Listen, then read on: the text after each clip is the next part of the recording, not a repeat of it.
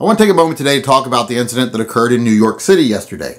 I don't want to actually talk about the incident itself. I want to talk about how the media covered the incident, because I want to explain one of the biggest challenges we're facing as a gun community right now, and that is how the media portrays guns and violent acts.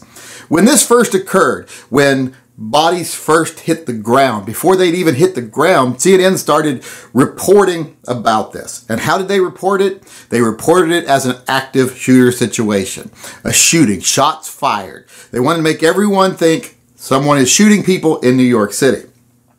Now you might ask, why did they jump to that conclusion? Well, no one knows, because when they were talking to witnesses on the scene, even though the reporter was asking very leading questions like, did you see anyone get shot? Did you actually see him shoot anyone? People were like, what are you talking about? This has nothing to do with guns. No one said anything about a gun. No one said anything about anyone getting shot. Although the reporters kept asking those leading questions of every witness they spoke to, and every witness pretty much said the same thing of, what are you talking about? This isn't a shooting situation. So eventually CNN had to change the little banner that they were using at the bottom, and this was true of most mainstream media. I'm not just picking on just CNN. They had to change it. Well, what do they change it to? Do they change it to truck attack in New York City, or someone uses a truck to attack people? No. They change it to just basically a generic thing, something that doesn't really tell you anything about what happened, just this many people injured in an incident in New York City, because they want you to still be thinking gun. Someone's shooting people. And you might be asking yourself, why do they want you to think this, or why do they say this so quickly? It's because they want to leave the majority of people that only have a glancing familiarity with the news, they want to leave those people with the impression that it was a shooting, because all the initial things that got pushed out to people's phones or to their alert systems, to their emails, all said shooting, active shooter in New York City. So these people aren't going to follow up. So they're going to have in their head, aha, there was another mass shooting today. Even though there wasn't one. Someone used a rental truck from Home Depot. But, you know, the government doesn't have as big a problem with trucks being used in terrorist events, because trucks don't help you fight back against tyranny. Your guns do. So when trucks are illustrated time and time again that they can be used to kill mass numbers of people, no one takes action against trucks. They don't try to ban rental trucks. Why do we have to have rental trucks? You know, we could just say, hey, you can't rent big trucks. If you can't buy one, you can't have one. If businesses like Home Depot want you to be able to take stuff home, they're going to have to provide a service where they deliver it for you. If you want to be able to rent a U-Haul, U-Haul's going to have to provide drivers and drive your stuff, whatever.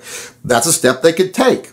But it's a stupid step. It wouldn't stop anybody from getting hurt. People would just start hot wiring trucks if they had to do that. And it's really such a small number of people that get killed by guns or trucks as a part of a terrorist attack anyway, that it's such a tiny little number that it isn't worth making massive legislation over. But you don't even hear them talking about, gotta do something about these people coming in and renting trucks, or these people in Europe renting trucks and killing people, because that's been the method of choice lately, is using big trucks to inflict mass casualties. But the government's not worried about that, and they're not worried about that for, like I said, one reason. Trucks don't protect your freedom. Trucks don't give you the ability to fight back against tyranny. No one on a government level or a local police department level or a state level goes, well, we could just march in there and take over, but we can't because they have a lot of trucks. They don't ever say that. They do say, well, if things go bad, we can't just march in there and take over because they got a lot of guns and they can fight back. So the government has a problem with guns, and media is more than happy to help them with getting rid of guns. So don't think that that's just a mistake that they say, oh, there's a shooting in New York City. Don't say, oh, that's just an error, because even when they're out on the street doing reporting, they couldn't find any basis for that story. That story was put out there for a very specific reason. It was presented that way at first for a very specific reason, and that was to give you, me, and other people the impression that there's a mass shooting occurring, that there's another active shooter situation. And then they know the vast majority of people are going to just keep that in their head for the rest of the month or for the rest of their life, because they're never going to see anything else. They don't watch the news. They don't read newspapers. So all they're going to see is those breaking headlines of shooting event in New York City, and they're not going to follow the rest. So it's just part of an agenda by the media and the government to demonize firearms. It's not just a casual mistake of reporting, because there was no basis for this mistake in reporting. It was just a blatant example of an anti-gun agenda by the government and the media. So don't fall for it. Call these people on the carpet, hold them accountable. When someone like CNN, Fox News, MSNBC say something false, don't let them just get away with it. Push the issue. Make it an issue itself. People should be calling CNN right now and saying, why were you reporting an active shooter situation? You should be on the news all day today and tomorrow explaining why you did this, why you did something wrong, why you pushed out all this false information to people, creating a false narrative to further an agenda. Stop letting them off the hook.